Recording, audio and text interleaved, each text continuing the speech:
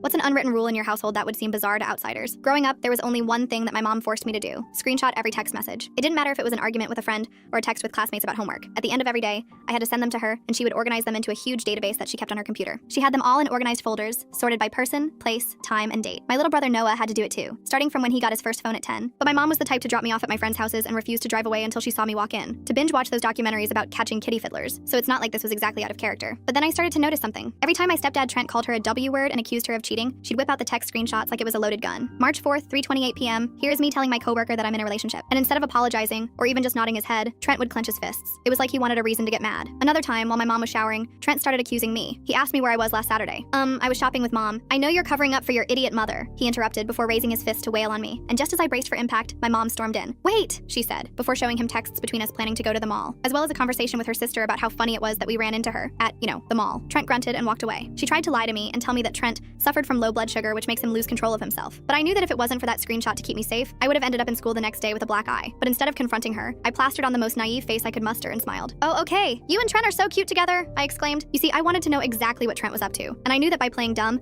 my mom wouldn't try to hide anything from me. But not even the screenshots or constant tiptoeing could stop the bruises. I still remember the first time I noticed something was wrong. We were in the middle of playing Mario Kart, and I raised my hand to celebrate once I won. But as soon as I did that, I saw my mom flinch. It was only for a split second, but still, it was there. The next day, I saw the unmistakable sight of yellow and green bruises all along her arm when her sleeve accidentally fell. My heart broke, and I was instantly filled with the familiar feeling of hatred towards my biological father. You see, when they were still together, my mom used to work as a receptionist at his dental practice, and outside of that, she would do all the motherly duties. It was the perfect setup, until he abandoned us for one of his clients and started a new family, that is. And since my mom signed a prenup, he left us with nothing. Trent came into the picture a few months later, and they got married within just weeks of meeting each other. Me and my mom were both convinced he was different, until he started on his BS. But all this meant that my mom couldn't just leave him, so now we were stuck. For a while, I just focused on becoming a second parent in the house, protecting Noah, subtly comforting my mom in ways that wouldn't show that I knew what was going on. Because if he wanted to collect our texts, then I'd make sure he'd never text again. And it all started with me licking his A. Whenever he'd yell at my mom, I'd text him and start a conversation about what a useless piece of shit she is. Whenever he thought my mom was cheating, I affirmed to him that he deserved better, and he ate it up every single time. So much so that he stopped asking to see my texts, because he didn't want to get caught for what he was saying. And he stopped yelling at Noah too. He thought we were both on his side. I was fast asleep at 2 a.m. when I heard a glass smash to pieces in the kitchen. I shot up and ran down the stairs. What I saw made me nauseous. Trent, holding one of the pieces of glass over my mom's head. "I wouldn't do that if I was you," my voice painfully condescending. "I've been recording everything you've been doing for the last year. All the bruises, the texts, the shouting, and they've all been sent to my friend's dad, who's a lawyer." He stopped in his tracks. My mom looked at me with a mix of awe and sadness. I just have low blood sugar," he stammered. The thought of being outed hit him like a brick. Trent left that night with 2 suitcases and a promise that this wasn't over. But it was. The restraining order was filed within 48 hours. The divorce papers, a week later. The screenshot rule ended the day Trent moved out too. And after just 6 months of peace, we got a knock at the door. It wasn't Trent, it was CPS. My little brother Noah had reported my mom to his guidance counselor under the guidance of Trent. They had secretly been in contact the whole time. Full story on channel, link below.